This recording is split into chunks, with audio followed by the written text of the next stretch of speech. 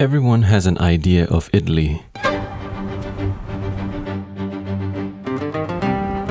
The postcard style views, the pasta, the pizza, romance, etc. But Italy isn't just one thing. It's 1,000 different worlds that's stitched together by roads that were definitely not designed for cars.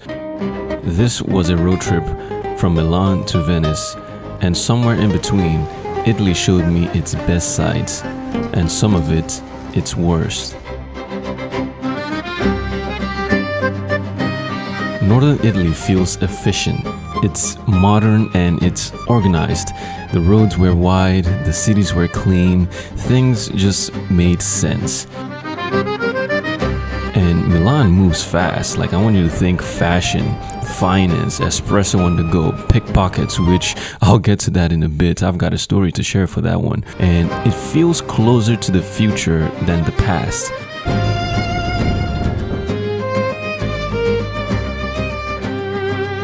At this point, I thought there is no way I can get disappointed in Italy right now. But Italy had other plans. This is the South.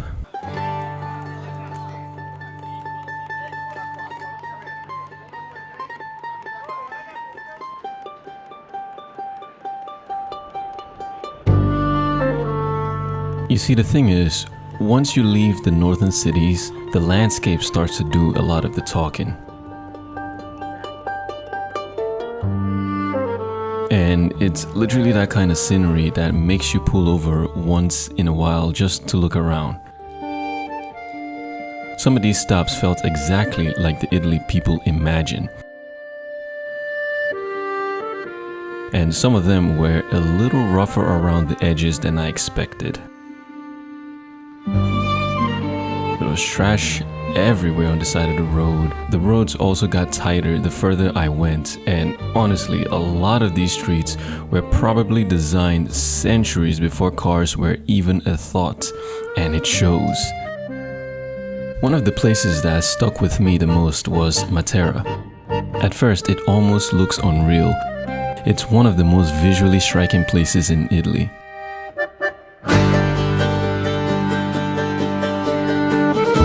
But once you learn about its history, the feeling shifts a little.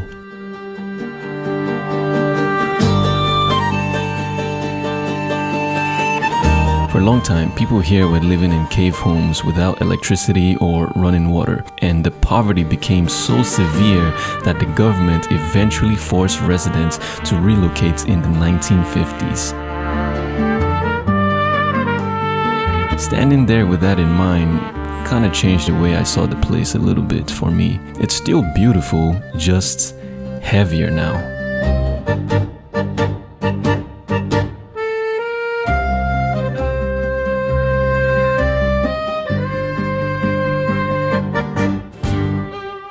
On the other hand, Rome was exactly overwhelming as I expected it to be.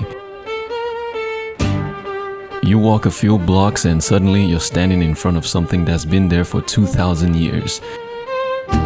The whole city feels layered with history. It also happens to be where my Insta360 camera got stolen.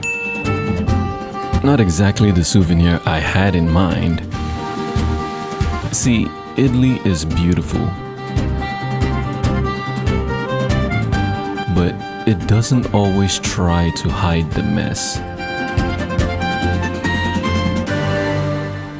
And the further south I drove, the more chaotic it became. Eventually, I made it to Naples, which completely reset my understanding of what driving could look like. And in light of being honest, Naples has been the worst driving experience of my entire life. Turn right, and then turn left. What surprised me most was how different the country feels depending on where you are. The north runs with this quiet efficiency that feels very contemporary, while the south has a completely different energy, one that feels older and less structured, but also more expressive in a way that's hard to describe until you're there. Neither one cancels the other out, they just coexist.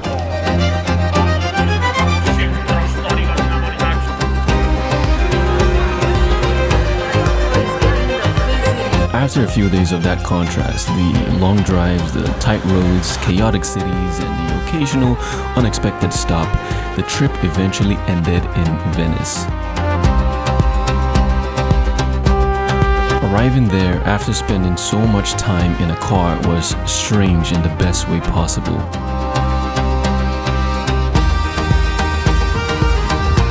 The pace changes immediately. Movement happens on foot or underwater, and you notice the absence of a particular sound that Italy is probably known for.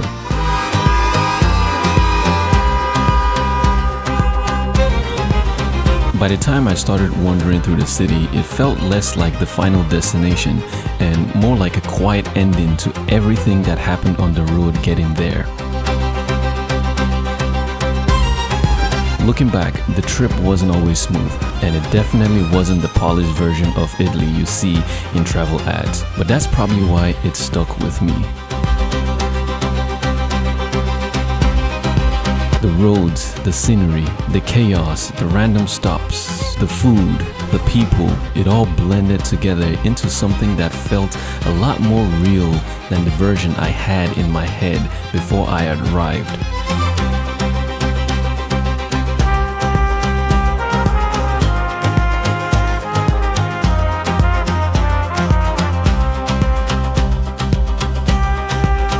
And honestly, that version was a lot more interesting.